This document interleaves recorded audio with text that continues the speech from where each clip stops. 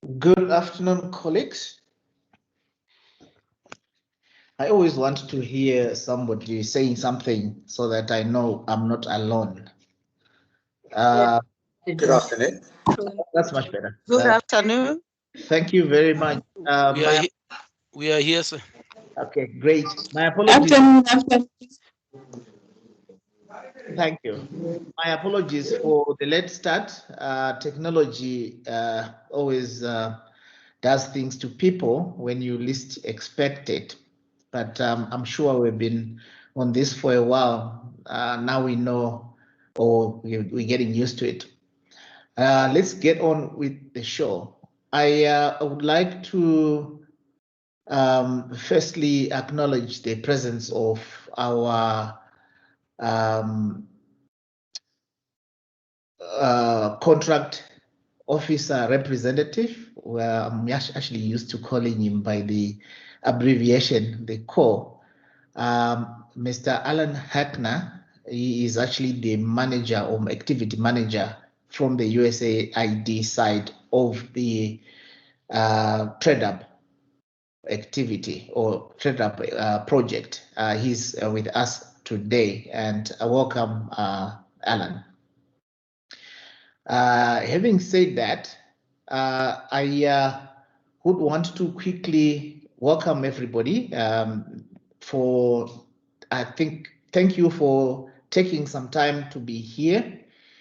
And I hope that this is going to be a productive discussion that we're going to go through this afternoon, mainly to look at opportunities that are available to us as exporters or potential exporters from the region to the US, taking advantage of the African Growth and Opportunity Act program. And we have partnered with Albert Scott, which is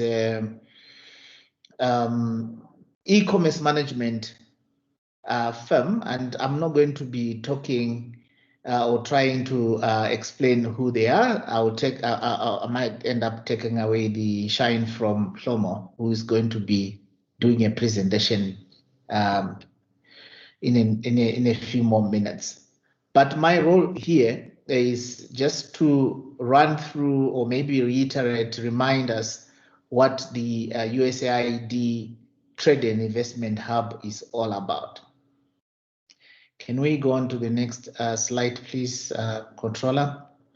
So the USAID Southern Africa Trade and Investment Hub, and you can call us USAID TradeUp in short. We are a USAID funded project based in Pretoria, and we operate in 8 countries in the region, in the SADC region. We also have presence in all those 8 countries we operate in. And these countries are led by South Africa, as you can see on the map there. And all the other SACU countries, which are Botswana, Eswatini, Namibia, and Lesotho, for those that might not know the members of SACU, led by South Africa, plus 3 other countries, which are Mozambique, Malawi, and Zambia. So those are the 8 countries that we work in. And what do we do in those 8 countries? We mainly a project that works to increase sustainable economic growth, global export competitiveness, and trade, but guided by 3 main objectives. 3 objectives. The first one is to help increase trade between South Africa and the 7 other countries that I mentioned from the 8 countries we operate in. And we do that by identifying potential export-ready firms or exporting companies that will be looking at doing business with buyers in South Africa.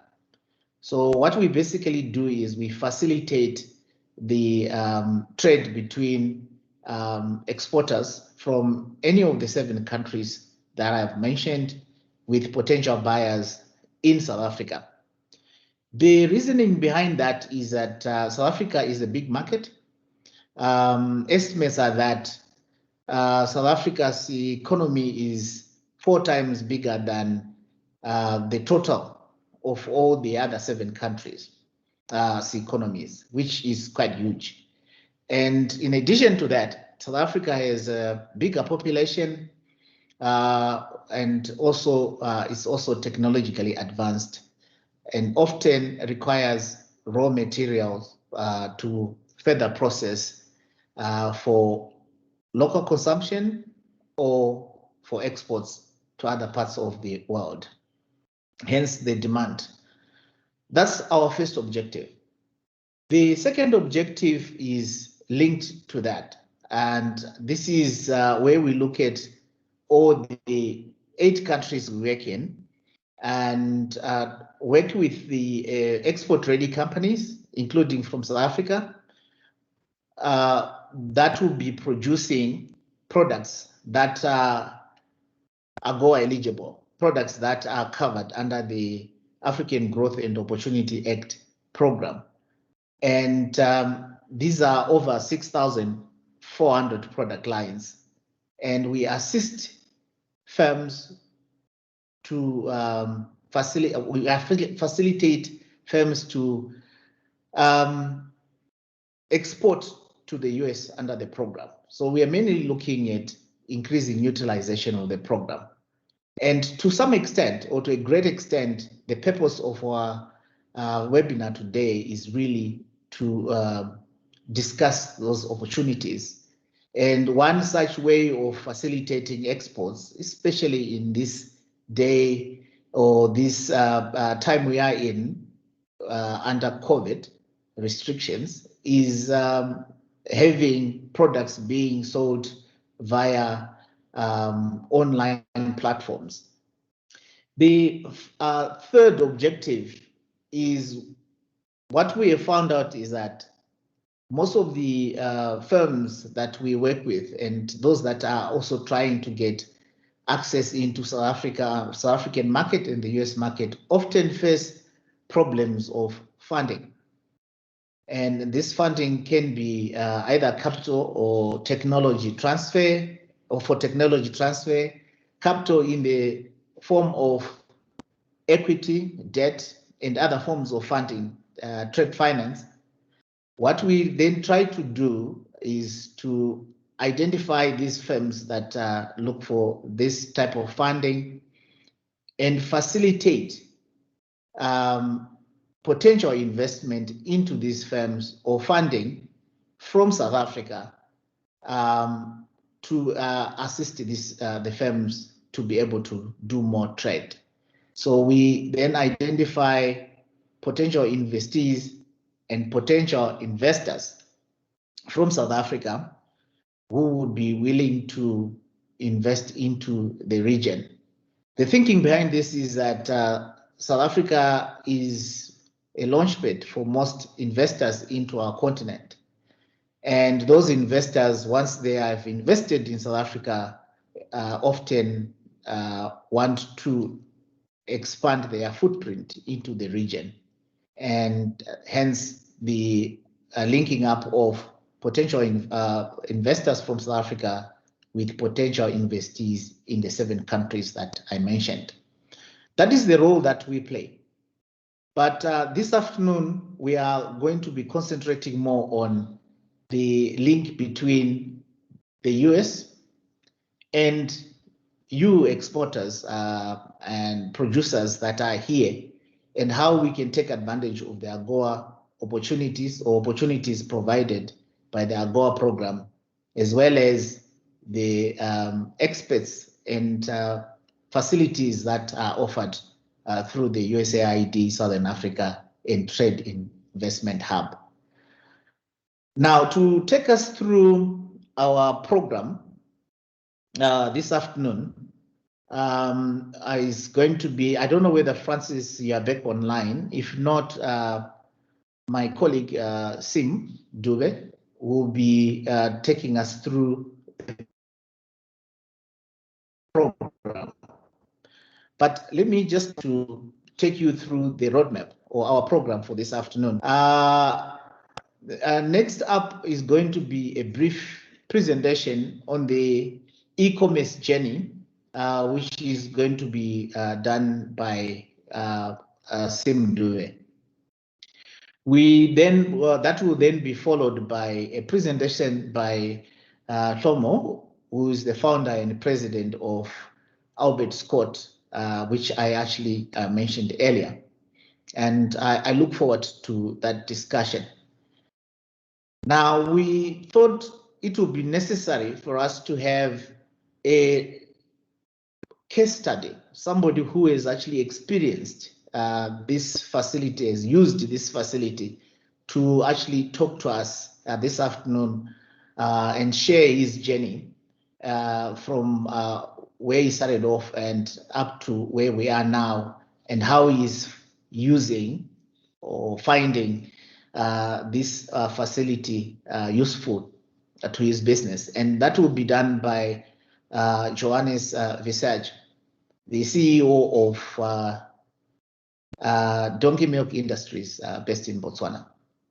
We will also take time to listen to another entity that has actually also taken advantage of this facility. And this is 260 Brands from Zambia. And we will be taken through that case study by Gaurav, who is the CEO of 260 Brands. We will then have a question and answer session.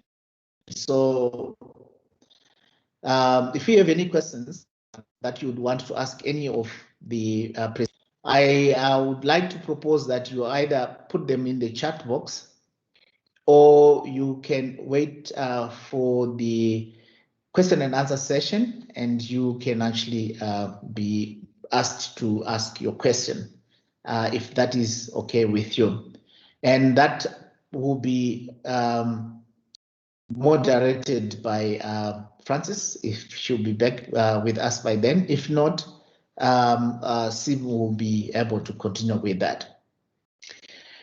We are hoping that this webinar will be for about up to about 15:25, when I will actually come back just to do the closing remarks.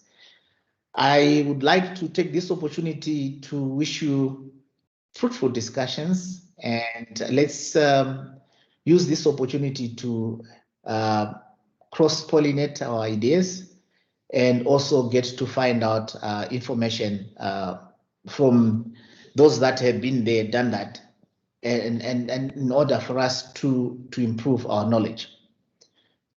May I call upon Sim to come back onto the stage?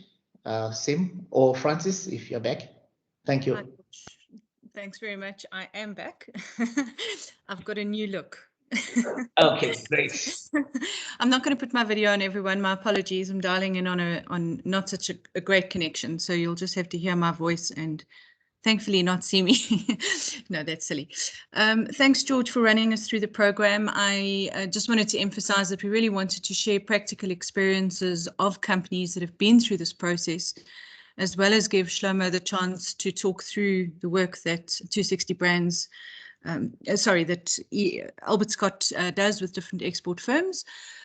So it's a great combination of both an explanation from Albert Scott itself, as well as companies that have been through this, and from two sectors. We wanted to have a food as well as cosmetics example. So I'm going to just introduce our different speakers in a bit more detail, and then hand over to Sim to set the scene for us in terms of the work we've been doing in the space and why e-commerce is so important at this time in our market. So our first speaker is actually Sim Dube. He is the portfolio manager for Eswatini, Lesotho, and Mozambique at the USA Trade Hub. He brings extensive experience from business, having worked in manufacturing, marketing, and retail in different sectors. So we're in the hands of somebody who understands what businesses go through. Then we'll turn to Shlomo to present on Albert Scott, and he has worked with over 100 brands in terms of managing their listings on Amazon. And he's also very involved in some of the different software aspects of e-commerce and sits on the Amazon Application Programming Interface Council. So really looking forward to hearing from your very specialized experience, Shlomo. Then Johannes Visagie is the CEO of Donkey Milk Industries. He grew up in a small Kalahari town in Botswana, realized the value of donkey milk from a nutritional point of view, and built his business off his knowledge of dermatology and African indigenous recipes, and really commercialized that into Donkey Milk Industries. And so we'll hear more from Johannes about his experience of exporting to the US through using this opportunity. And then lastly, Gaurav Vijayvargiya, who has been working in the agro-processing sector for the last 6 years in emerging markets. 260 brands manufacture high-quality consumer goods that are manufactured from products sourced from over 6,000 smallholder farmers. So really having an impact on a value chain out of Zambia, and also taking up the opportunity presented by Albert Scott.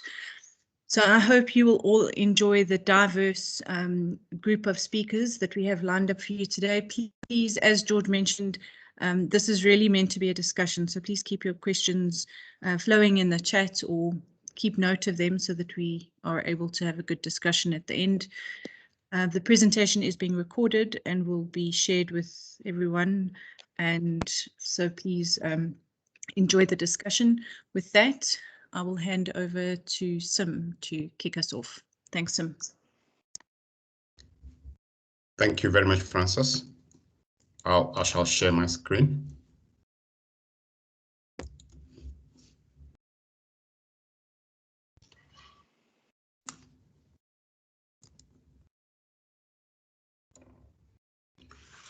Can everyone see my screen, ladies and gentlemen? Yes, I can. Okay, good afternoon, ladies and gentlemen, and again, thank you so much for taking the time to be with us. This is greatly appreciated. As George Macquarie mentioned earlier, and Frances also did mention, we've been working on e-commerce simply because of the way the markets have changed and the opportunities that we're seeing. So we felt it was important that we share our experiences and what we are doing currently. And this is just going to be a short presentation in terms of what we are doing. So the USAI Trade Hub has been involved in quite a few platforms as things stand right now. We are working with Amazon.com via Albert Scott, which is why we're here today.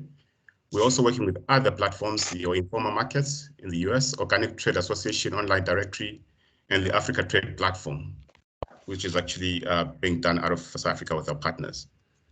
And I think the big question then becomes, why e-commerce? Why is there so much excitement about e-commerce? Is it to do with COVID? What is it about? But when you look at the statistics and you look at what's going on in the market, you find out that it's quite a huge market.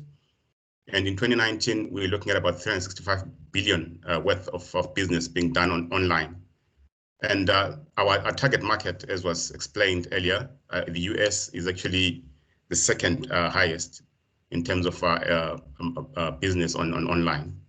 And we're looking at increases of 16%, and this will expect to grow as years go by.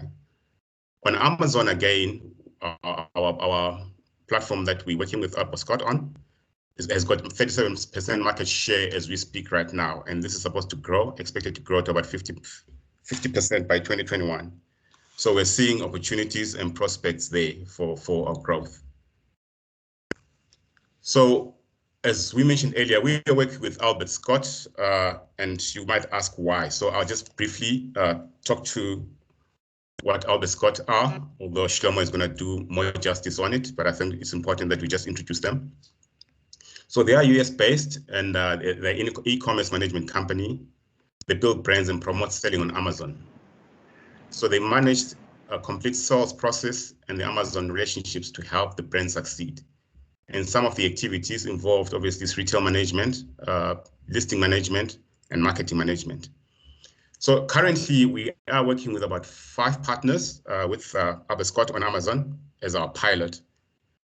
These are Coty Chocolates, Donkey Milk Industries, Eswatini Kitchen, My Body Guru, and 260 Brands. And we are currently in the process of supporting a targeted 40 firms from the region to be actually listed on Amazon. We are doing it on a phased basis. We have a first wave, which is between January and March. So we have that going, and we're going to have a second wave, which we're looking to actually get going from April to June. And as I briefly said, my apologies, as I briefly said, these are the companies that we currently working with. We are happy and honored to have two of these companies today, and they're going to be talking to their experiences so that we can share experiences and learn from each other. So one of the companies that we've worked with, 260 Brands, just for illustration, they've shipped about 40-foot containers into the US. This is just for non-GMO soy strips and crumbles. And this product is still on the way. It's expected to arrive in April 2021. So there's actually movement of product into the US before you sell it. And the estimated value of this is 42,000. We're going to hear a lot more from Mr. Vijay in terms of his experiences and what it looks like to actually get to this stage. We also have Donkey Milk Industries. They are based in Botswana. They produce beauty products containing donkey milk. So we've supported the firm, we've worked together with the firm on product listing and promotion on Amazon. They've already shipped one consignment of 169 kgs comprising of handcrafted shampoo and lotion in November 2020. And currently we're looking at a second consignment valued at an estimated value of 14,000 in April 2021. So we're seeing steady growth in this. But Johannes from Donkey Milk will talk more to it. And then what are the requirements to actually get you as a stakeholder, as a partner, to partner and work on Amazon? Just the basic, I'm not sure Shlomo's going to talk to this, but it's just the basic information. The listing costs, a basic membership, a basic level is 5,000, and the platinum level, which is a high level, 16,445. And USAID Trade Hub supports with the basic entry. So we are working very well with our partners on the basic entry. And you also need, obviously, certification to ensure that your product is suitable for the US market. And identifying of export-ready firms. So we do that through our various tools that we use. And we actually identify a company that's actually ready to export with the right product and also the right costings. We also help with US Food and Drug Administration registration processes to ensure that the product gets into the US stress-free. And we ensure that our partners are aware of about the US market and the opportunities therein.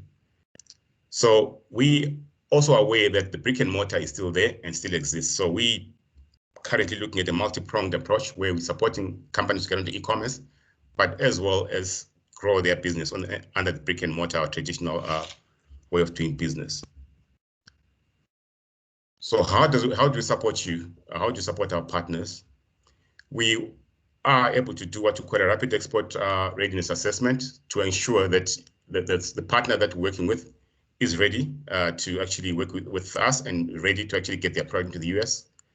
And one of the most important aspects, as mentioned earlier in the introduction on our 3 objectives, where we support exports into the US under AGOA, we ensure that the product is eligible for export under AGOA. There's currently about 6,500 product lines that actually do qualify. So we need to actually ensure that the product is AGOA eligible. And the other important aspect is to ensure that the product is suitable. Shlomo will talk to it, but we're talking about type of products and also the cost of the product. That some products do very well online, some others don't. So it's important that we actually access that way in advance.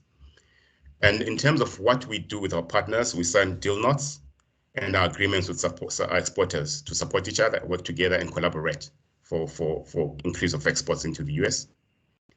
And the most important thing as well is that we need an open communication between the two of us, the supplier, the USA Trade Hub, in terms of the progress of the deals going on under Amazon as we work on this. So underneath here, we just ticked where we support, which is just the silver program, which is 5,000, where the USA Trade Hub supports our partners. So briefly, that's what we just wanted to talk to you about in terms of our involvement. But we do have partners, we do have our staff, our colleagues in the different countries who are actually able to give more information on this, to actually allow more of our stakeholders to take the opportunity to work with us and explore the US market on the online system. Thank you very much, Francis, and I hand back to you. Thank you very, very much, Sim, for setting this scene for us. I'm just going to give Shlomo a moment to bring his presentation up, as he will be walking us through a bit more detail in terms of the offering and experience that Albert Scott bring. I think I'm sharing here. My name is Shlomo. Thank you, Francis, for the introduction. I'm jumping right to it. I think everybody can see my screen here. Yes. If not, let me know. All righty.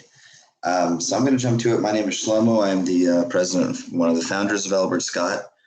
We've been working in this on Amazon for about 10 years or so. So we've definitely seen a number of different, parts of the Amazon process. And I'm going to be in this little presentation here. I'll be kind of pretty quick, but I'm going to go through on a really top level, how to look at Amazon, before, the actual, launch on Amazon, how to look at Amazon in a way that you can understand what the opportunity is. And then, of course, more practically, what it takes to be successful on Amazon as we see it in launching the brands that we've launched. So, jumping right into it.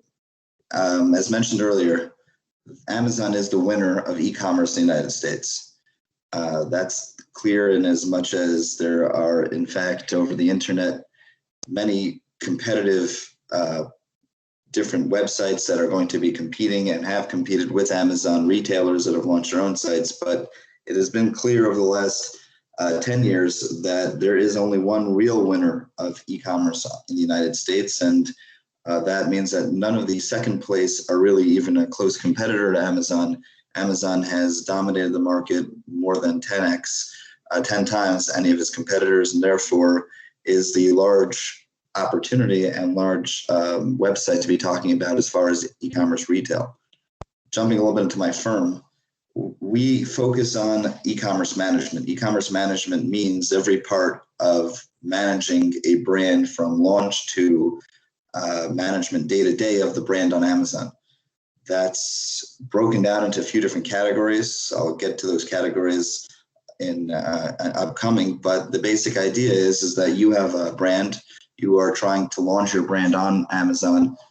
There are different professionals, software, logistics that it takes in order to do so in the best way possible. We give you the support of these professionals, people that have extensive experience in each of their areas and building brands and have done this in some cases over 100 times, give you the support it takes to build your brand on Amazon, make sure that everything that you are doing is done right. If there's investment into the brand on Amazon, as there is for all the newly launched brands, that investment is employed correctly. And the main area in which we support brands is their growth on Amazon, from getting off the ground to selling to placement on Amazon. And I'll talk a little bit more about that. We work closely with Amazon. In fact, it appears that Amazon has agreed to give us an account representative connected to the account that will be hosting a lot of the African brands. We are in early conversations with Amazon to have a particular page on Amazon focus on brands out of the region. And we're excited to work closely with them and supporting this larger opportunity for brands to launch in the United States. Now, jumping into it, my presentation is broken into two parts. The first part is discussion of what is Amazon and why is an opportunity. The second part is more practically how it is that we look at Amazon, how it is, what we recommend the appropriate perspective to look at Amazon and to understand what is it and how can I perform best on it.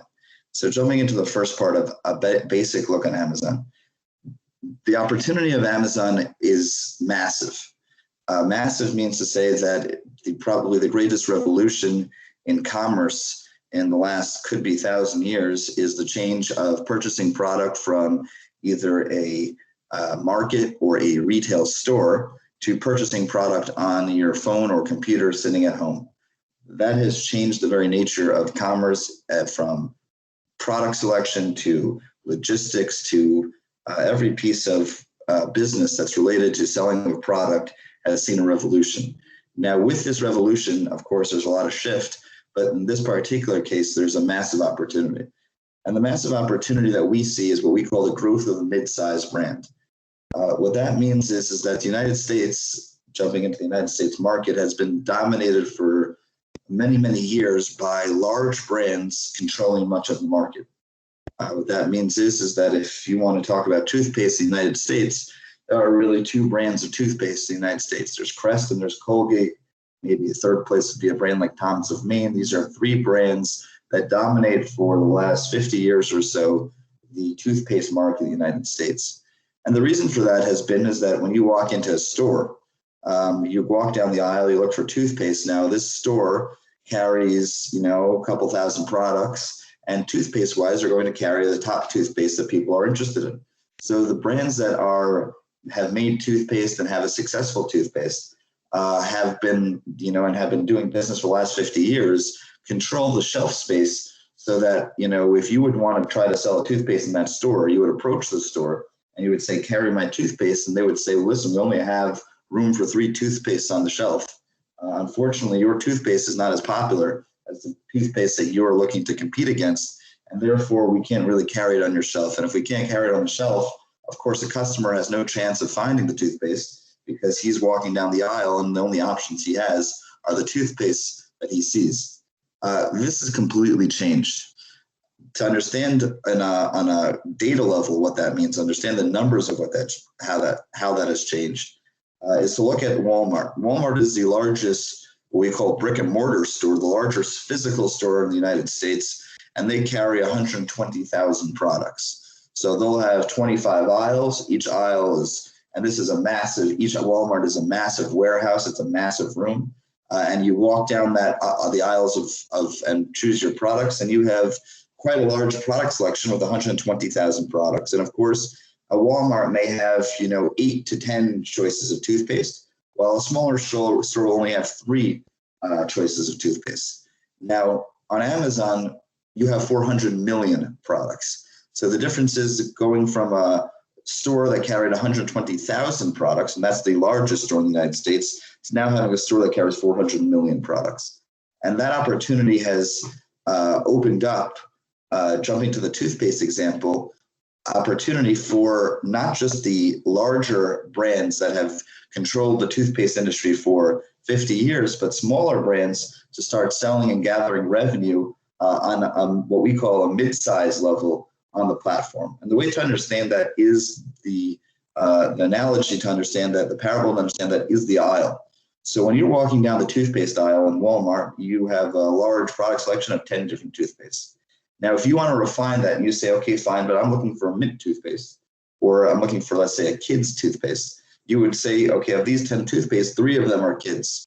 So they have 10 toothpastes in total, but 3 of them are kids. And if you want to know a kid's toothpaste that doesn't have any fluoride in it, or it has a mint flavor, then in fact, only there's 1 kid's toothpaste that has a mint flavor of the 10 toothpastes. Now, Amazon does not have any physical aisles. There's no way to walk up and down Amazon's store. The way that the aisles are presented on Amazon is something called a search term. A search term is the search that a person puts into their browser when they go into Amazon.com. So someone sitting on their couch, they look at their toothpaste and they say, hey, we're out of toothpaste for my children. We need more toothpaste. So they go on Amazon.com and they search something. Now they can search toothpaste, but they can also search kids mint toothpaste. Now, remember that the Walmart only had 1 kids mint toothpaste, while Amazon, they're going to search kids mint toothpaste and get presented with 20 products just on page 1 of that particular search. So if you had a kids mint toothpaste brand, you had a lot of trouble pushing your product into Walmart's store because Walmart is currently only carrying 1 kids mint toothpaste. But since Amazon is carrying 20 kids mint toothpaste, you have now the opportunity to place your product against a competitive product on the platform. Now, so the growth of and Amazon search terms are not 20 or 40 aisles. Amazon search terms go into the millions. So there are almost 1 million aisles on Amazon, and 1 million means to say that there are currently more than 1 million searches that people today are going on Amazon and searching. And if you can push your product on one of those searches, i.e. one of those aisles, you can build revenue on the platform. So you don't necessarily have to be a product that does well in the search toothpaste, or even a product that does well in the search kids toothpaste. You can have a product that will do well because it does well in the search kids mint toothpaste, which is an aisle of its own, presenting products that are mint toothpaste for children. Jumping to the next slide, and this is just to finish with this overview of Amazon. The next idea here is that when it comes to sales on Amazon, there's only one item that determines the sales. If these toothpaste brands, when they sell to physical stores, there's a lot about relationships. Physical stores buy with someone, with an employee named a buyer, a person who you try to present this product to, and they will decide whether or not they take that product. And depending on how much product they take, that's depending on how much product, of course, you will sell. These relationships, if you would try to unseat some of the more dominant, larger brands on the platform, you would find that some of these brands have relationships with these buyers for 30, 40 years. And of course, trying to push your newer product, perhaps that you've only recently imported to the United States, against these relationships, getting in with these relationships are particularly tough. Amazon revenue there are no buyers for Amazon. Amazon does not, nobody determines, no single person determines how much product you sell. The thing that determines how much product you sell, how much sales you do on Amazon, is how many people you can get to visit your page and press the add to cart button and check out with their credit card so the product is shipped to them. If 100 people visit your page this month and 50 people buy it, you will have 50 sales. It doesn't make a difference if your brand has been in the country for 50 years. It doesn't make a difference if you know every buyer in the country. It doesn't make a difference if you pay $20 million in advertising. Nothing changes the revenue on Amazon aside from how many people come to visit your page and how many people decide to buy it. And therefore, if you have a product that is in fact better, more aesthetically pleasing, looks better to a customer, a better price point than your competitive product, even if the competitive product has $100 million backing it, if customers click on your page over their page and add it to your cart, you will get that sale. And that's an opportunity to start taking revenue from the larger brands that dominate the market, because now, of course, you can get people by presenting your product correctly and in a beautiful way and bringing out the features of your product. You can, in fact, outsell many of the larger brands on the platform. Now, jumping into Albert Scott, that's just a top level of why this is a massive opportunity for launching brands and the growth of the mid-sized brand by kind of dominating the smaller aisles, smaller search terms on Amazon, and of course, growing the brand that way. Now, understanding Amazon, Albert Scott, my firm is an e-commerce management firm. We are an agency, as it's referred to in the Amazon lingo. We are an agency that manages brands on Amazon. Today, we manage more than 100 or so brands in every category on Amazon, but we do manage brands in 3 separate kind of departments. And what that means is we've recognized over the initial years of launching brands that, in fact, everything on Amazon really falls into one of 3 categories. The 3 categories are retail management, marketing management, and listing management, or retail, marketing, and listings. Now, what are retail, what's marketing, and what's listings? Retail means when it comes to selling on Amazon, there's logistics that have to be worked out. There's price points that have to be worked out. There's inventory management that has to be worked out. There's tracking your sales that has to be worked out. And there's a lot of items that are related to the retail sale of your product. We have a division of my company that focuses just on that. And that includes warehouse, and that includes software that we've built, and that includes a retail manager to speak to about your inventory and make sure that your products are in stock on Amazon and that your price point is right, and all of the areas that have to do with selling on Amazon. The second area is listings. Listing means how are your products presented on Amazon? Remember, nobody here is going to feel or touch your product. Everybody here is sitting on their couch, who's browsing through hundreds of products to determine which product they buy. So your chance to convert them into a customer, to convince them to purchase your product, is based solely on how well you present your product to them. If you present your product well and beautifully and show the product features, then they're going to come look at the pictures. In the United States, the pictures are in fact far more important than the text. because they more commonly will try to decide whether or not they like the product based on the pictures. So doing a good job on the graphics, as well as having a strategy behind what you're pushing and convincing customers to buy is going to directly relate to how many products you sell. If customers come to your page and they do not buy it, then unfortunately, you will not get that sale and they're going to buy a competitive product. If they come to your page and they like what they see, then of course they're more likely to buy it. And if they add it to cart and buy it, you will get that sale. And that's called the Amazon listing, and it's handled by the second division of my firm, which is the listing management division. And that has everything to do with photography, graphic design, artwork, strategies, understanding the text and the searches that people might search and putting that in the listing, and all the different areas of making the listing successful. And the final area is what we refer to as marketing management. Marketing management means that, as I mentioned before, the aisles of Amazon are the searches.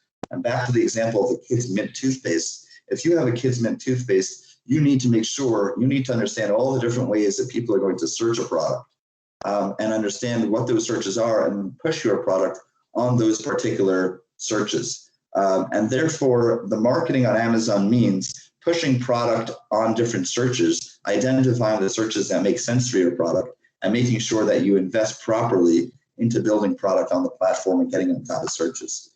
And running through this, retail management includes software, oversight of the actual selling account, modeling the product so you understand when you choose a price point on Amazon, exactly having the right price point that integrates the different fees involved to make sure that you're receiving money and the right amount of money to be profitable. Preparation of the actual Amazon logistics, which means products often have to be packed into different pack sizes, prepared for Amazon in a certain way, and therefore our facilities can stage your goods, take your products, and prepare them for Amazon, and of course deliver them to Amazon. Our inventory management and planning, understanding, okay, fine, how many units should I send to Amazon initially? How many units should I restock Amazon with? Having somebody on our team who knows the market and understands the game well to be able to guide you on that. Managing Amazon regulation in terms of service, meaning to say, understanding that, of course, Amazon does have a lot of rules. They have hundreds of millions of products. If you don't know those rules, you can unfortunately make some small mistake, and Amazon will, very quickly kick you off the platform because of their strict policy in policing the platform, and trying to do so with a piece of software on a large scale. Of course, customer experience, and of course, if Amazon makes mistakes, going after them to get the appropriate amount of money.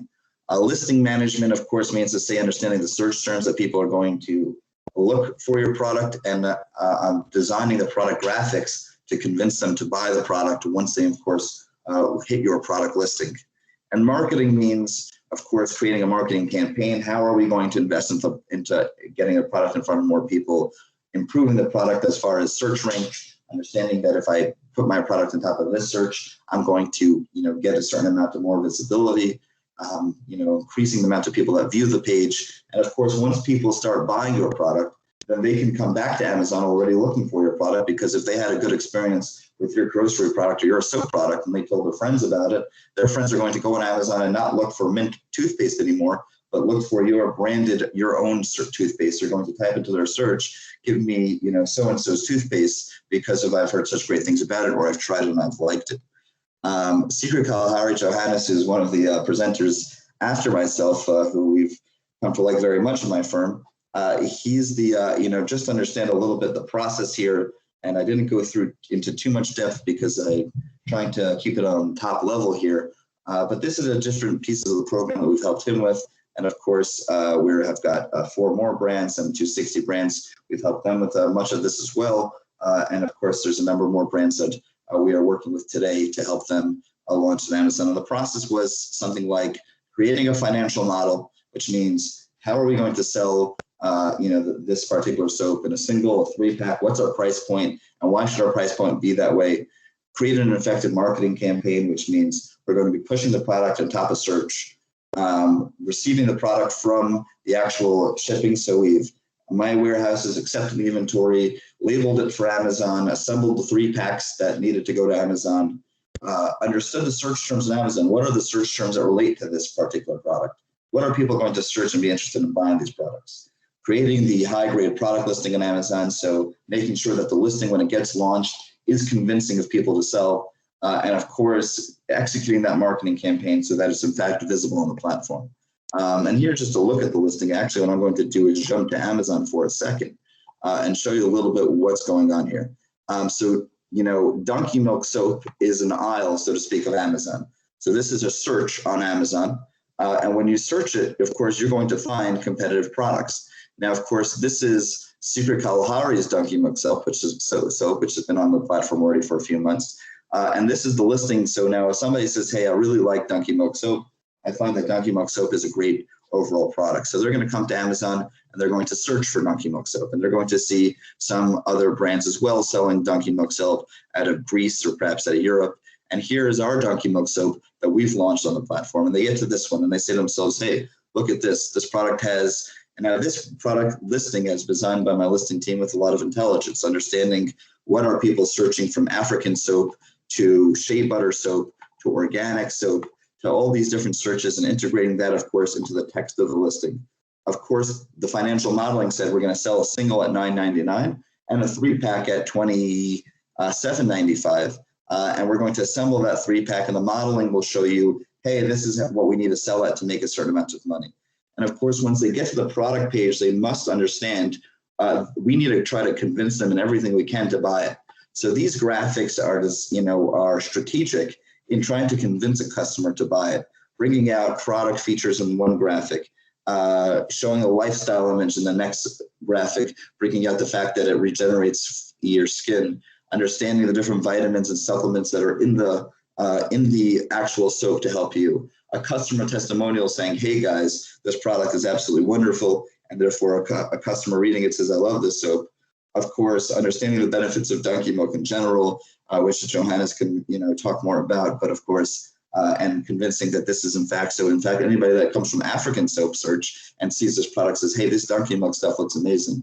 And of course, convincing them that, that showing them that Secret Kalahari is in fact a brand and who they are that produced this product, and connecting them a little bit closer to the brand so that they feel a little bit more allegiance to it when purchasing the product. And of course, the same thing with the graphics on the bottom of the page. Product features, it's beautiful, it's on point, and it's got customer testimonials and convinces customers to sell. And of course, has already gathered a customer review rating of people loving the soap because it is amazing soap. And therefore now people can say, hey, other customers have loved this soap as well. And this is, and as far as the marketing says, all right, let's put on Donkey Milk Soap. Let's also see on Donkey Milk, on that search, what we can do there. So this search is people Donkey Milk. And of course, you don't just have soap, you've got moisturizing cream. And of course, here's our product. So people coming through Donkey Milk in general will see our product and therefore have a chance to purchase that product. And that's just a little bit more of an in-depth example of what building a brand on Amazon means. Jumping back over here, I think that's the end of my presentation. Thank you all for taking the time to, listen to what I've got to say. I'm going to close this up here and give it to the next presenter. Thanks very much, Shlomo. That was great and nice to actually see what it looks like on Amazon. So thank you for making it practical for us. Our next speaker is Johannes from Donkey Milk. So he will share his experience about going through this process with the assistance of Albert Scott. Johannes, if you are happy to put your video on, it would be lovely to see you while you are sharing your experience. There we go. Welcome. Good afternoon. My name is Johannes Visagie from Donkey Milk Industries. Good day to everyone who's listening, who's out there. My journey started with determination. I remember in 2020, August, I told Gerard that my products are ready for export and I'm also ready for export. I was interviewed by USA Trade Hub, but unfortunately they found that I was not export ready yet. That made me more determined. So what I did, I applied to Amazon to get my products there. And while I was waiting for the answer, I was invited to a webinar that was held in South Africa on same like this one, like Albert Scott. Immediately after the webinar, I looked up and I asked for the number for Shlomo. And then I phoned Shlomo and I told him, when you drink donkey milk, you become very clever and you feel also very beautiful. And trying to convince him, because the question was, if Amazon say yes, how am I going to market my product? Then Shlomo, after we talked, we had a nice conversation. He wrote an email to Yoni. I said, Yoni, please discuss Johannes's donkey milk products and the launch. The day after I got that email, I received a letter from Amazon, your products have been approved. Immediately I sent them to USA Trade Hub. And the question here was, Johannes is already on Amazon. Are we going to take him away from there or support him there? Fortunately, they supported, and that's how I got onto Amazon. And then I had only two things in mind from there.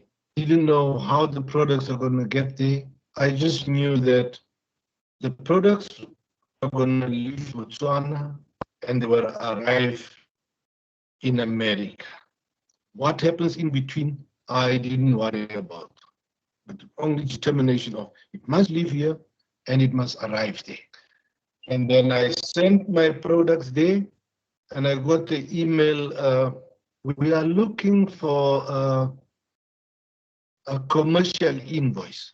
I had no clue what the commercial invoice looks like, because I just made an ordinary commercial invoice.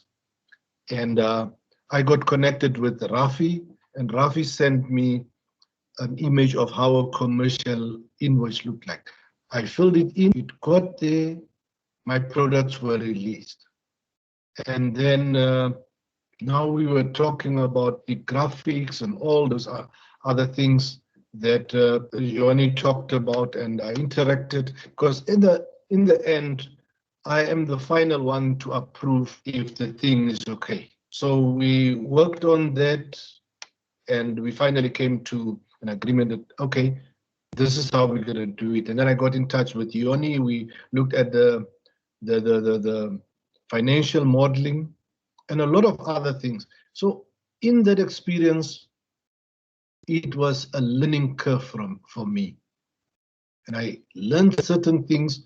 That is why I sent my second consignment, because what I realized is that everybody goes in on the shallow end and stops there. Because what I've learned from Albert Scott is that if I believe that my products are of a certain quality, they will help me by putting it up and doing research to see that it is there. So what I've also found out, there's a lot of goat milk products, majority goat milk products in the United States. Donkey milk products is not so much. So donkey milk products is a new thing. So we went into a certain level that we are going to sell. And then whilst I was on there, now I was busy with the creams and doing all this. And I did some research and found out that, but donkey milk has got more cosmetic properties than goat milk. And I found that somebody on Amazon took goat milk and put it at a very high level. And two things I did. I worked with my cosmetic scientist, and she said to me, Johannes, if you want to compete at that level, up your packaging and the quality. So we worked together, we got the quality right, and she referred me to a certain firm where I bought now top of the range packaging, the LS packaging. So that was my consignment. We should be arriving in the USA very soon. It's already in the USA, it just needs to be delivered to Albert Scott. And then now we're working on the graphics and a lot of things that I'm working with the graphics team, how we're going to market it. And I had a lot of input because I did my research, and they're looking up at, and then they got the team that does the research on my ingredients and things like that. Because basically, the second consignment, I take it as it is. It's actually a healing cosmetic, because I've tried it out on people that have got very, very sensitive and dry skin, and it worked. But the problem is now, practically I've seen it working, but then I cannot label it that way, because then I have to verify my claims. So I decided, okay, I'm gonna register it as a cosmetics, because when it becomes a healing product, it becomes a drug now, and there's a different registration, labeling, and all these things. But I am in the process of doing the research on that.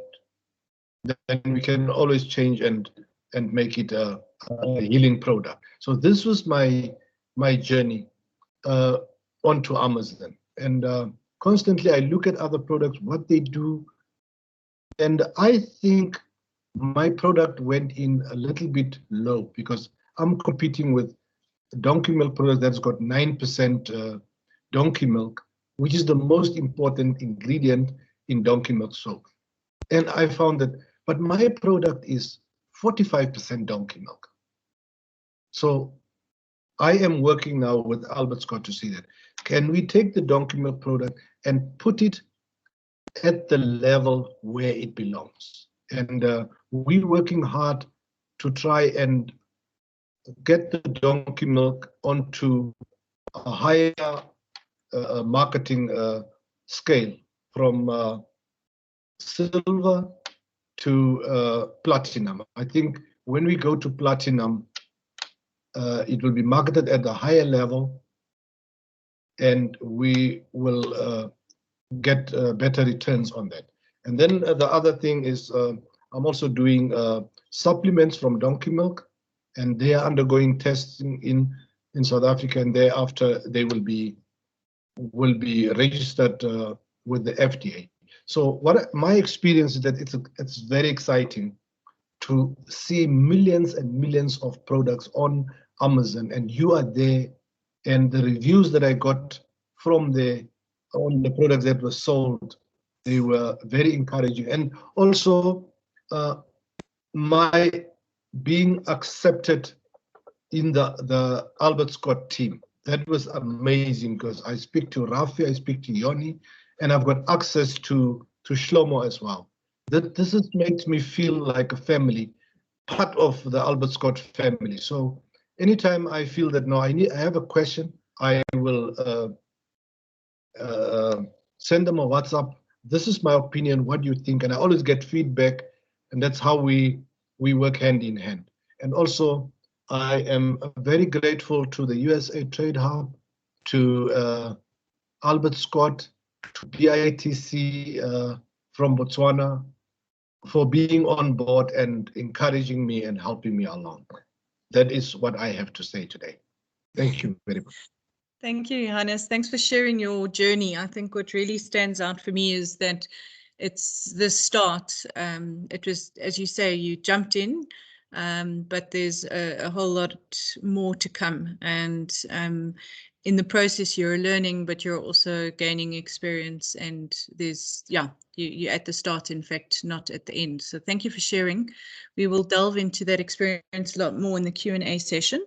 I'd now like to invite Gaurav to share his experience with us from an agro-food manufacturing perspective.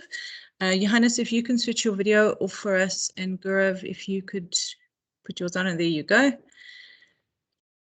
And over to you, Gaurav. Thanks. Right. Thanks, Francis. And good afternoon and good morning to many of you across the US and Africa.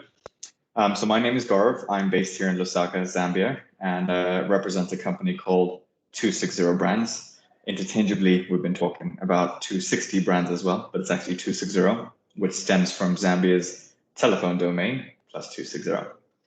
So I think to start with, I'd like to say thank you to USAID, Francis and team, cause I think it's been an amazing sort of journey. I think just over a year, and while our product hasn't reached, as I mentioned earlier in the presentation, I just got a notification this morning, so it's expected to reach the day after tomorrow on Saturday. So we're almost there, and while we haven't had the experience that Johannes has talked about just now, I will talk about the things that we've done so far, but more so I think practical tips for the others. I know there's a lot of people from Botswana on this call from what I've received, so I think I'll try and speak for the region in general for things that I think you should keep in mind in terms of some of the mistakes we've already made. I believe those mistakes are great learnings, and we have a lot more to learn.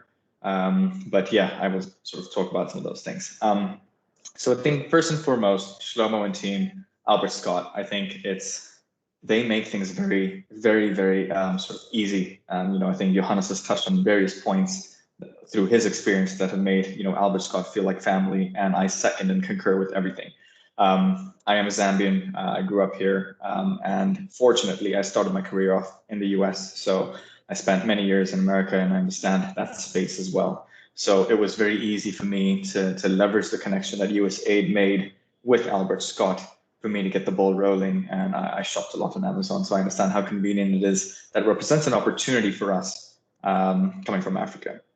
So as Shlomo mentioned, he's got dedicated teams, people who help with marketing, the listing page. He showed something recently for Kalahari donkey milk, and it's just great. Obviously it's evolving over time, but they have a team that supports you with the financial modeling. So once our product reaches New York, the port, from there, what are the costs that would be incurred to benefit and compete with brands in the US, whether you're into the textile industry, donkey milk, or what we do in terms of consumer food products. So I think having a team from Albert Scott that helps you understand those costs are also very important, because that's the first thing you need to do in terms of assessing feasibility.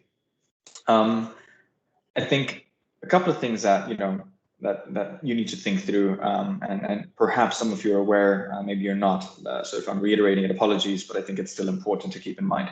One is, I think, getting FDA certified, and the good thing is there are FSVP agents which USAID and the Sati Hub actually connect you with.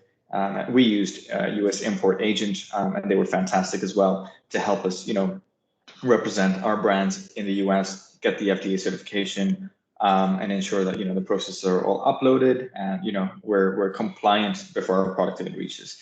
There are a lot of steps which I'm not going to go into, but just remember, you need to have, I believe you need to have an FSVP agent and be FDA certified to make things seamless.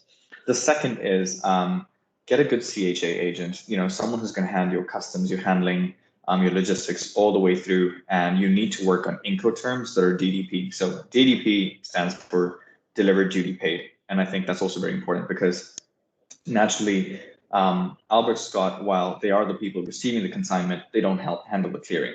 So one thing that we need to keep in mind is, someone needs to handle all of that, and if we don't have a representative, a good CHA agent can do that. So fortunately, we have some good partners in Zambia. I'm not going to vouch or sort of give anyone credit, but Hellman is who we used. They're a global logistics provider, and they do it, but there's various companies all over the world that should be able to help you out. Some of the other things to keep in mind. So earlier in this presentation, Sim was talking about, a multi-pronged approach that the Sati Hub is trying to put in place. So above and beyond Amazon. Now, as we all know, and a lot of statistics that Shlomo shared, Amazon is definitely a leading platform in the e-commerce space, and it's, I'd say, relatively easy if we can get in there with a good partner. And I think Albert Scott's great. But when you look at, or when we look at taking a consignment from, here, let's say Botswana as well, we're landlocked, Zambia, Botswana, and it's expensive to get a product shipped out from here all the way to the US. So just to put things in perspective, I sent out a 40-foot high cube container. I was a little more optimistic than Johannes. I know he sent out a couple of 100 kgs to start with.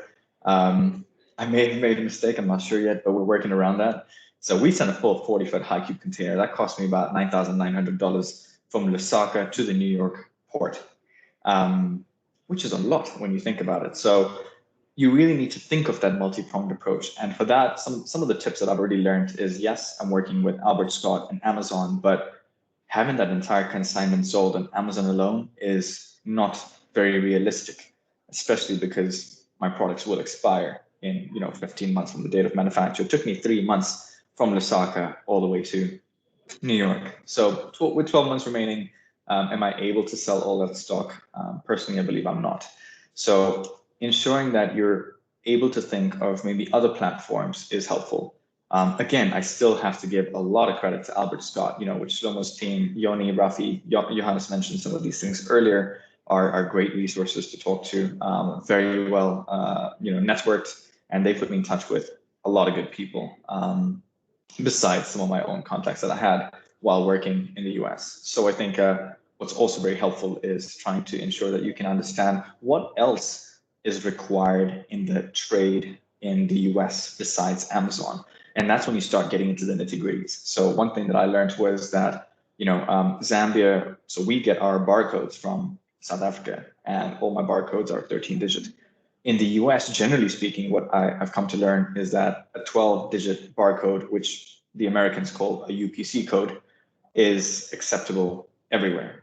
So my 13-digit barcode, while for Amazon doesn't really make a big difference, or it doesn't matter at all, if I had to take that same SKU and put it in brick and mortar shops, Whole Foods, independents, and specialized stores in New York and Texas and California, I may not be able to sell it everywhere.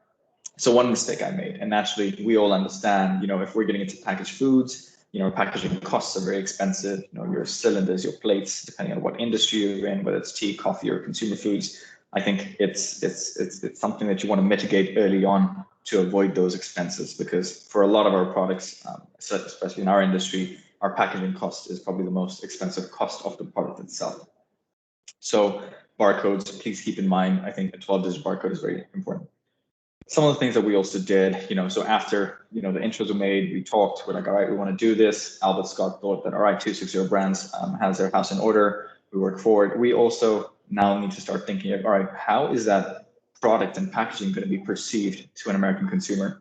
Now, again, I'll give you a good example, since we're all from around the same space. We all understand soy mints. We all understand soy chunks. So when we were doing our first drafts of packaging, we're like, does an American consumer really understand what chunk is?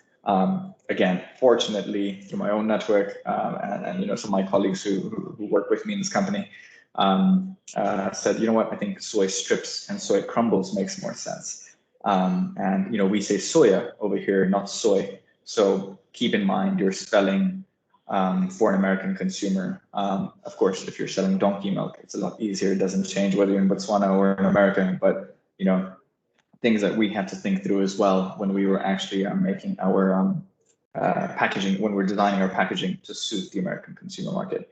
So those are some things that we thought through. We're still learning along the way. We're working on sell sheets, which are required, again, not for Amazon, but are required for brick and mortar. So depending on how much you're trying to ship, and when you think of your cost model and go through your supply chain costs, I think holistically, because that'll avoid making mistakes in the long run. So yes, your immediate strategy, I believe, with Albert Scott should be great. And for those of you that got the opportunity, I'd say grab it. It's huge. Well, I haven't received my funds for what I sold yet, but I believe it's huge. But I strongly believe that you need to think about it holistically as well, which should help you out. So just a couple of tips from your neighbor in Zambia. And I wish all of you who get the opportunity the best. And thank you once again, to the Hub and Albert Scott as well. And I look forward to, giving more feedback through the learnings along the way. Thanks. Thanks, Gaurav. That is some really useful practical advice in terms of not just, as you said, e-commerce, but also how to enter into the US and the importance of compliance in terms of FDA, some of the costs, and just I think the cash flow implications jumped out at me as well, in terms of having product in a container for 3 months, potential losses in terms of expiry dates. So I think that financial modeling process is also really key in terms of all of this. We now have a bit of time for some Q&A. Please, could you pop questions in the chat box, or alternatively raise your hand so that I can take questions from the floor. In the meantime, we did get some questions from people when they registered, so I can kick off with a couple of those. I think one question is around the compliance aspects, which is not something, Shlomo, that you would deal with directly, but in order to qualify to work with you, and in your experience of working with USAID Trade Hub supported firms, what kind of requirements are there for companies to benefit from this offering? Do you want them to already be FDA registered and already have FDA compliant labels? If you could just elaborate on that, please. Yeah, for sure. So as much as we'd love to help out with every part of the process, including the compliance and the import, unfortunately, my firm specializes in the Amazon side of things. And although from our experience, we have certainly gathered a lot of information and contacts within both compliance and import, we are not the firm that really handles that exact part. And compliance can range, of course, based on product category, different for potentially for supplements and for food than for clothing. All of these have slightly different import and compliance regulation in general. So best we can do for you on the compliance side is connect you with the right people. Of course, USAID has been unbelievable themselves in both information, their willingness to help, and making the connections to the professionals that can help you get your products in. We've been working with, different category leaders, so to speak, for helping different products get in from, Janice Grover from Grover Foods to others in helping, support brands that are looking to import and the different regulation. Once you pass the regulation for getting the product into the United States, you basically have the information necessary, and although that sounds scary, frankly, it's not. It's very, it is very doable, especially with the support from an organization like USAID. But once you do have that regulation passed and you've kind of taken care of what you need to, the Amazon piece is actually much easier in most categories. There may be a few examples of categories where Amazon has extra regulation, but most products, once you've gotten the ability to deliver them to my warehouse in the US, you have what it takes to sell on Amazon. Of course, if not, my retail team will help you with that last final piece. So I wish I can give you more information on on the compliance there. Best I can tell you is, of course, Gaurav and Johannes know more than me about this. They've actually gotten it done, and perhaps they can add some support, but we can certainly help you, connect you with the right people to get that done. Thanks, Shlomo. I think just to add on to that, I think from a USAID Trade Hub perspective, we definitely can support companies to go through that FDA registration and labeling process. I just want to emphasize, I think that to take advantage of the opportunity of working with you, there's probably some pre-work that needs to be done. And it was quite a theme that came through from people. So I think you've confirmed that. Please reach out to your USAID Trade Hub country rep if you need assistance with those preparatory steps in terms of how to prepare from a compliance point of view and some of the practicalities of going about doing that. And we'd be happy to introduce you to experts that can assist with that. And I see very helpfully that Mimosa has put up the country rep contact details there at that moment. So thank you. Chantal, I do see your hands. I'm just going to ask one more question and then I'll come to you for a brief question. There's a question around whether this is B2B, B2G, B2C. I just wanted to confirm that this would be a business to consumer opportunity specifically with Amazon. Is that correct, Shlomo?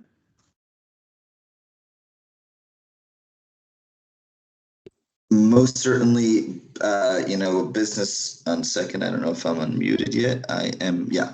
Definitely it's business to consumer. I mean, it's a little funny in some ways because, you're the seller of the product, the customer receives the product, but, between, Amazon handles a lot of the pieces of it, from obviously hosting the product on their website to actually the logistics of delivery. So, they're not you're selling to the customer, but they take both a commission on the sale as well as logistical fees for getting it done.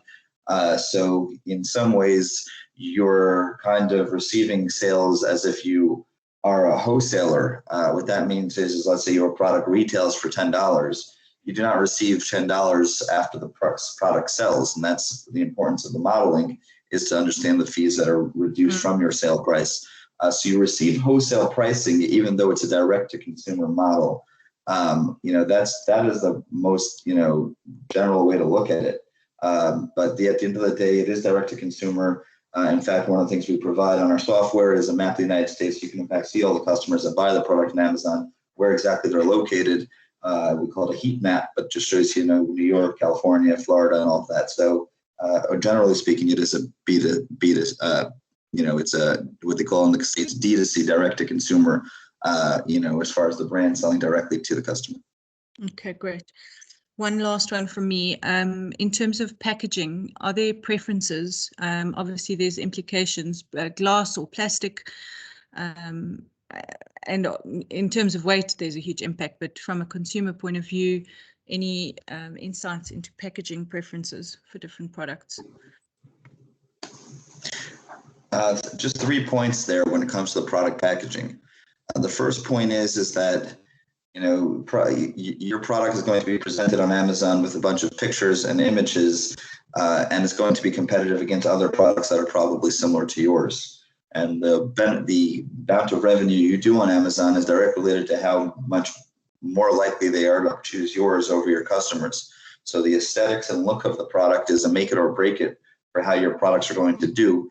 Only thing we can help you with is design the images around the product and maybe put it on the right searches. But when the actual choice of the customer, makes when he decides what to purchase is related very strongly to how good your product looks. So aesthetics are important on the product packaging side. The second comment is this is all going to be, your product is going to hit my warehouse, is going to be prepared for Amazon to drop off in an Amazon warehouse. Amazon's going to take that product and ship it to one of their 200 warehouses in the United States. Then the order is going to come in, and that product is going to be picked up and shipped from that warehouse to the actual customer, and that can go through another 10 warehouses before that happens. And the reason why I'm going through all this is because if your product is breakable in any way, there's a good chance that one of the times it was picked up and put down on the 100 different places it's seen before it got to the customer, it will break, and of course that's going to be a disaster on every front. So when it comes to the product itself, you should keep an eye on breakability, which means for all intents and purposes, when possible, avoid glass, unless you're trying to justify some premium price point or something like that. But if possible, I would definitely recommend to avoid product breakability in the product packaging. And finally, as was mentioned earlier, weight. At the end of the day, you're going to pay a logistical fee on your sale to Amazon. So when you sell something for $10, as I mentioned, you have to pay Amazon a commission and a logistical fee. That logistical fee is based on weight. So if you're a grocery product that does not have the ability to sell the product at a very large price point, because again, people are used to paying a certain amount for a particular product. Therefore, you're limited in how high you can go on your retail price, but you don't want Amazon eating up all the sale price because it's very expensive to ship. So definitely keeping an eye on weight and working with my team on the modeling to make sure that you're selling your product in the appropriate pack size so that you can get the most for your customer is a key piece. But that again affects product packaging because if it's going to be uselessly bulky or uselessly heavy, definitely do what you can to try to avoid that. Great, thanks very much. So aesthetics, weight, and durability, 3 key aspects to consider there. Chantal, I'm going to come to you. I see you wanted clarification on the barcodes, 12 versus 13. I know that's something Gaurav raised. Gaurav, do you want to respond to that and just elaborate on what you mentioned earlier? Sure. Thanks. So the 12-digit barcode is basically what I understand that the US requires all over. They can, certain distributors and certain sort of tills, as we call them, might accept 13-digit, but for the most part, I know 12 is accepted everywhere. Maybe Shlomo can validate what I'm saying, but we, as an example, in Zambia, all our products, and we have over 100 products, work with a South African barcode issuing company, and all of ours are 13 digits. So we have limitations for distribution across the US because of that. Thanks, Shlomo. Do you want to add to that? I concur with Gaurav's feedback on that from my end as well. Gaurav knows more about this than I do, for sure. On Amazon you can utilize either one, but it's definitely good to have a product that is accepted, because as Gaurav had mentioned, the more channels you can get your product in, the more chance that you're going to have an overall import success in the United States. You have more options for your products. You can see profitability side by side, and it's in fact gets your name out there more, so people that know your brand can go on Amazon if they want to purchase it, so it can even support your Amazon sales. So definitely, it's a super useful piece of information. So definitely take what you can there. Great. Thanks for confirming that. And Chantal, I think you answered because you gave a thumbs up there. Tebogo, I see your hand is up. Please, could you unmute and if you like, put your camera on. Good afternoon. Thank you very much for the opportunity to ask just one question. First of all, the presentation was very informative from the presenters, and I think hence why I've got a question. My question is, we are a textile manufacturing company, which is producing different types of garments, e.g. jeans for men's, ladies, and kids. And then from there, we also do PPE. PPE, I'm related to the normal workwear uniform, the combat uniforms, your country suits, and then the face mask, for that, which is now very popular during the COVID-19 pandemic. So, according to the presentations that were made, it's like you need to brand your products before you can approach Amazon. So I just wanted a clarification in which way can we approach the Amazon deal making. So this is where I need a clarification on. Great, thanks very much, Tebogo.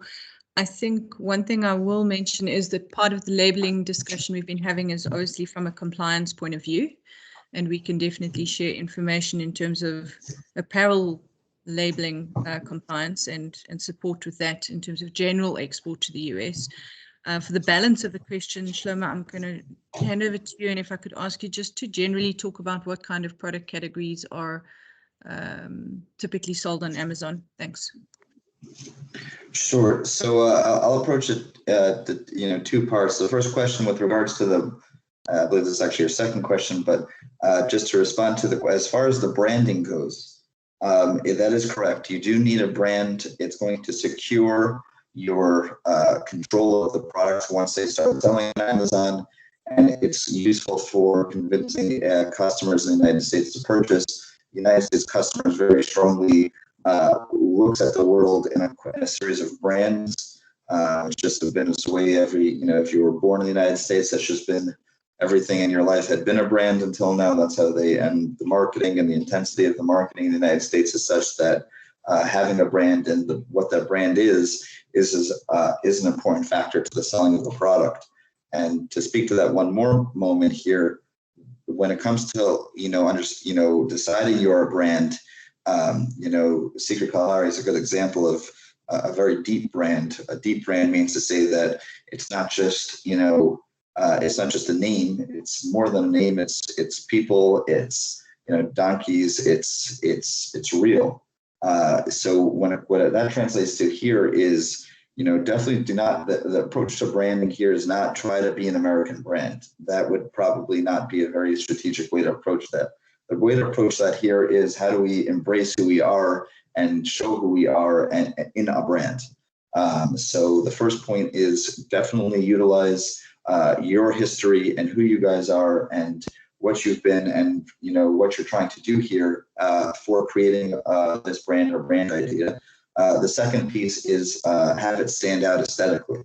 At the end of the day, you're on a search with other products, and sometimes things that are we call muted look good, but in general, standing out is a good approach to catching people's eye and having them choose your product to look at and of course purchase. So, you know, the rest of the branding, I'll leave up to you. The aesthetics, of course, leave up to you. Just 2 guiding points from what we've seen on the platform and success would be, you know, don't try to be something else, and definitely try to stand out in some way when it comes to the brand.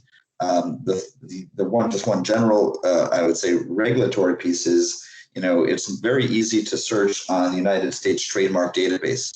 If you Google right now, a trademark database means to say who owns the trade. You know, can I call my company, you know, I don't know, you know, Africa Dresses? Is that does somebody own that trademark or not? You know, if you have questions about that, you can shoot that off to my retail manager. But there is a database called the USPTO, United States Patent and Trade Office database. The search is called TESS. So if you type into Google USPTO space TESS, you'll have access to search all the different trademarks that are on Amazon. So choosing a name, you should try to just make sure that somebody else doesn't already have that name, because of course you would be infringing on their trademark if you call it the same name as their name. So that would be on the branding side and the brand name side. As far as the product category side, very few, you know, there are a few no-nos on Amazon. You know, your product needs to be shelf stable, you know, to some degree, which means it can't be, you know, you can't have a 2-week shelf life and hope that you're going to import it to the United States, get it on the shelf and let it sit there. So that there has to be some level of shelf life. It has to be stable in most environments. It can't be a product that needs to be refrigerated. The logistics today on Amazon do not support that kind of product. Aside from that, you should recognize that products have to be able to be reproduced, which means often we get, you know, brands that say we have wonderful selection of products, but this is we only make 1 or 2 or 3 or 5 of these particular styles. On Amazon, the way this works is your product will sell, your product will get placement, and more customers will come to buy that exact product, which means your product can't be, you know, unique every item. To some degree, I mean, you can have perhaps a small amount of uniqueness, which is creative amongst the product, but the product can't change drastically from item to item here, because again, you're building a product, and that product page has to represent all of the inventory that's going to be sent for that item. So when it comes to textiles, that plays a role. Now, the final thing is PPE. Amazon has been pretty nuts with PPE when it comes to the regulation side. We were one of the sellers, one of the agencies that they've approved to launch PPE.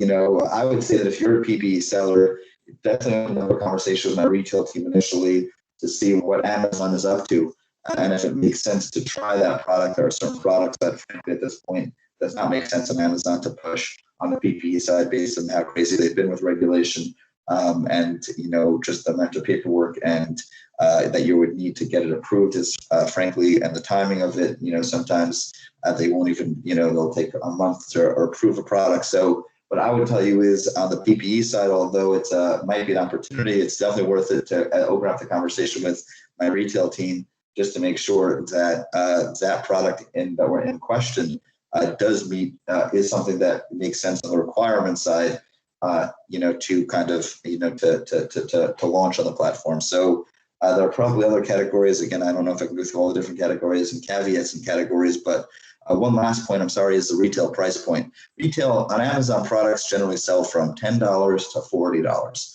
I mean, that's 90% of Amazon is within that universe.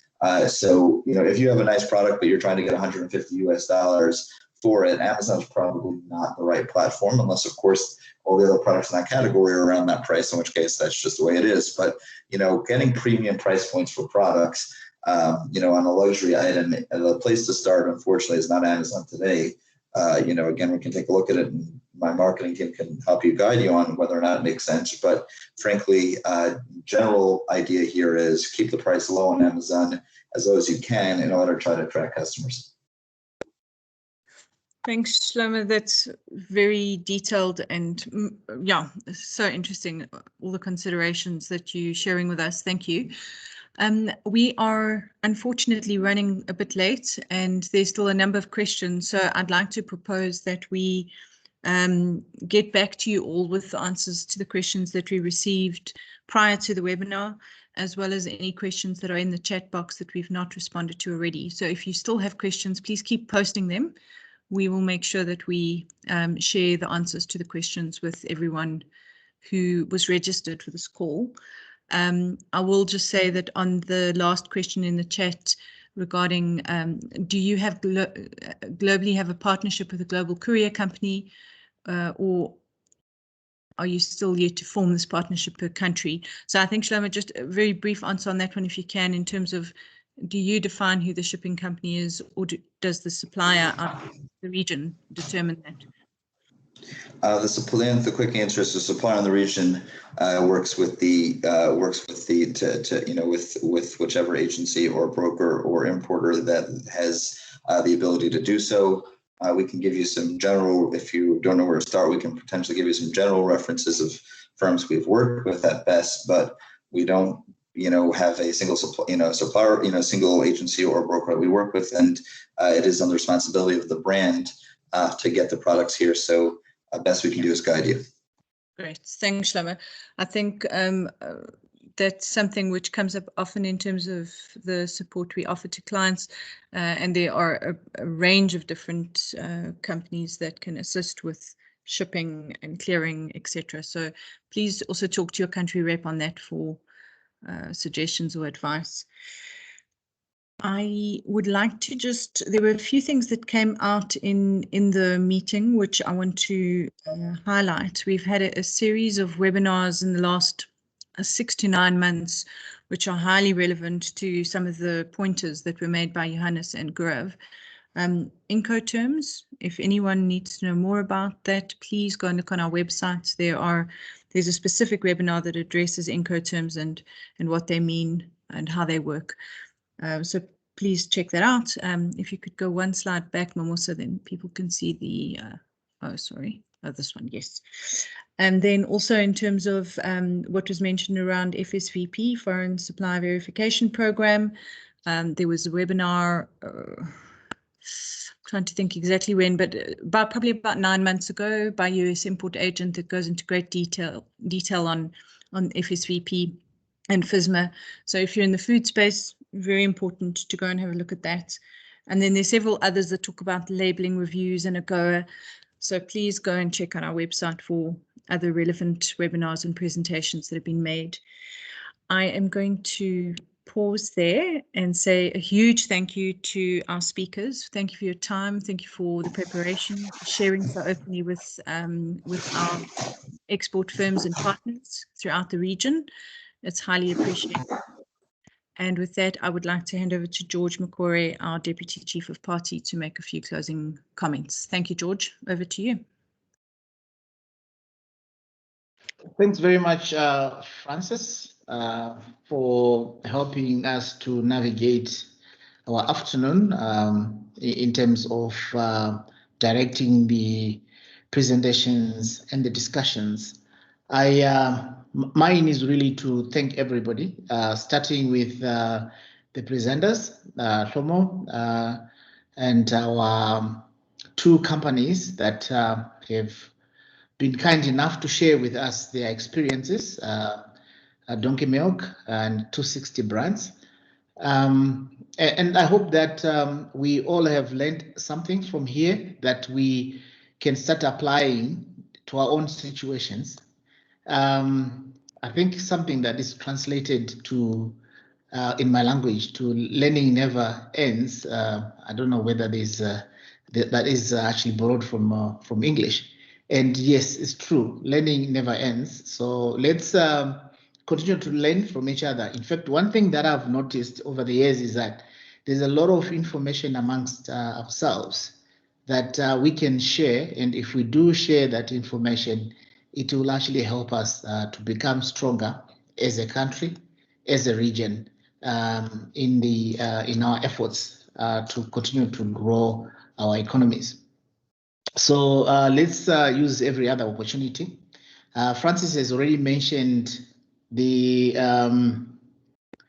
various videos and presentations that are from previous webinars that we have organized as the USAID Southern Africa Trade and Investment Hub. The slide that is actually showing right now has our website address. And if you go to that website, you will be able to get to be directed to where you can find this very, very valuable information. Please make an effort to do that. It might actually be the answer that you have been looking for. I also want to take this opportunity to thank you all, the participants, and all the partner firms, I would like to call you that, that we have interacted with over the past few years, and we continue to interact with. Please feel free to reach out to the USAID TradeHub representatives in each country of the 8 countries that I mentioned. The addresses were put up earlier. Yes, thank you very much, Nondwe. Please feel free to reach out to these colleagues. If you have any question, anything that you want to be clarified, then we can pick it up from there. And I want to volunteer Tomo as well, to say that if you have any question, particularly related to Amazon and Albert Scott, please reach out to him. You heard Johannes saying that that helped, and I hope that you will continue to be available and accessible. I think those words, let me not take more of your time and say I hope that you found this webinar useful, productive, informative, and we hope that it will go a long way in improving or contributing to your effort to export, whether it is to the US mainly, or to South Africa, the areas that we cover, or any other part of the world. Thank you very much. Have a lovely afternoon. Just let me just put one thing here. Thank you everybody for listening, and hope I didn't bore you too much. Just one point, I'm putting in the chat box 2 email addresses of contacts on my firm. If you have questions, please copy them on the email, Gershon and Yoni. They will definitely be there to help you guys, guide you guys in any way they can. So it's currently in the chat box, and you know, let me know if there's any issue with that. And thank you all for your time. Great, thanks for including those. That's perfect. So if you want to directly engage with Albert Scott, please reach out to those email addresses. And if you would like assistance with this opportunity and you want to apply for USAID TradeHub support, please talk to your country rep. There's an application form that you would need to complete. And we would obviously assess your export readiness to see if we can be of assistance. If you've got any further questions, please pop them in the chat. Thanks so much. Have a good evening.